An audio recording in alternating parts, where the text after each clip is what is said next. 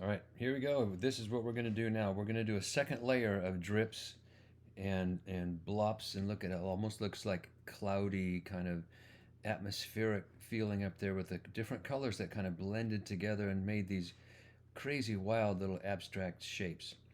So that's all good stuff.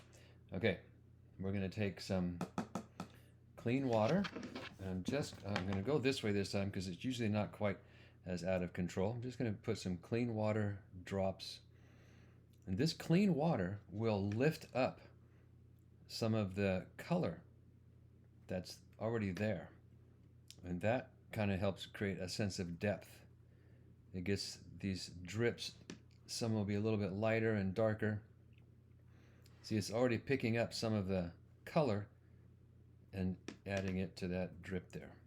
So I'm going to try to go right over the top and move over a little bit. Let there be kind of a variety of drips and things. I usually don't do quite as many on this layer.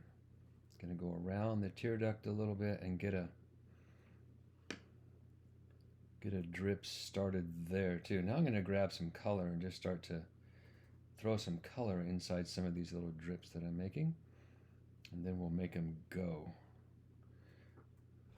Clean off, get a little violet in there. See, they haven't traveled yet, but I will make them travel in a moment. Maybe get a drip going right at the edge of that one.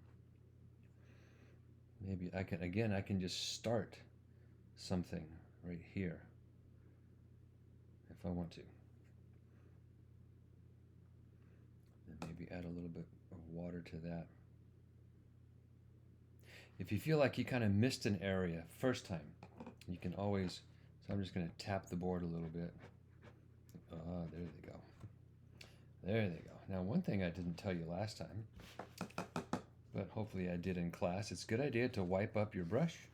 Again, make that thirsty brush, and if these drips are really too heavy, you can kind of slow them down a little bit just by soaking it up. It's kind of like a little straw. Then I wipe off on my paper towel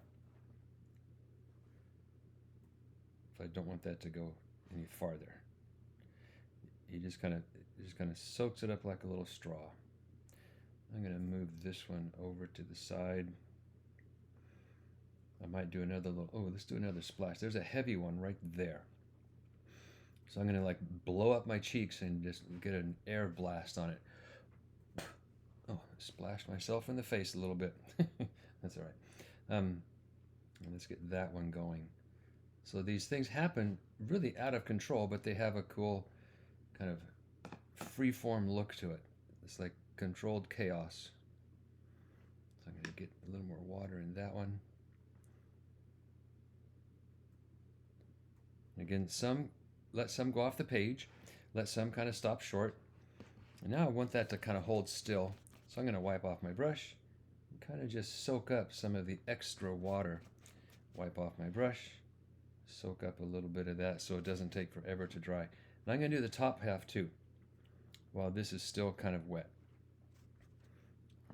because we don't do too much up here. So I'm going to just take, again, some of my same colors, and I'm just going to kind of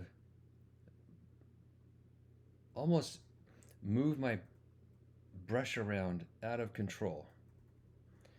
I'm just going to try to hit some of the darker areas with another coat. Now, before that dries, I'm going to just get some clean water and just kind of touch it and let those kind of fizzle away. And I'm rolling my brush a little bit. So I don't want to control it completely. Let's get some darker tone right. I see kind of a light shape right there and a darkness next to it. So it's not everywhere. Let's get a little bit here. I kind of see a purple next to a light green, so I'm just going to make that purple a little darker with some blue. I'm going to get some water in my brush and just kind of, you just kind of touch it with the side of your brush. Also, what you can do And this is a neat effect. That's kind of a slow motion effect. I'm just going to take some clean water, just a little drop of clean water, and just kind of put it in some places. A little bit later, that will show. Once the water kind of soaks in, it creates kind of a water stain. So I'm going to do this in some lighter areas. And I'm not just doing one drop, I'm kind of making a little, an abstract little shape. Like, let's throw one right there. And let's throw one over here. Now, the color that I just put on, the darker stuff, I can feel free to put a little bit of clean water just inside there, and it's going to just move the paint around a little bit. Like right in there. I'm going to try to just barely smudge my edge right there. See that edge right there? I'm going to just take kind of a dried out brush. It's still a little bit wet, so see how I can just kind of feather it away a little bit. So that's all there is to that layer. And again, this looks like a complete mess right now, and that's normal. It gets to this point where we add some drama, we do some outlining and add some shading and create the sense of overlap and lighting, and there's another little version of it. This one's unfinished. I'm starting to do some ink outlines and so on. You can see the ink outlines up there around that splash. That looks kind of cool. And some ink little outline shadowy bits that show those drips and how they stand out a little bit nicer. All right, so there you go. That's how you do the second layer. This needs to dry, and then the next time I'll start to do a little bit inside the eye. There you go.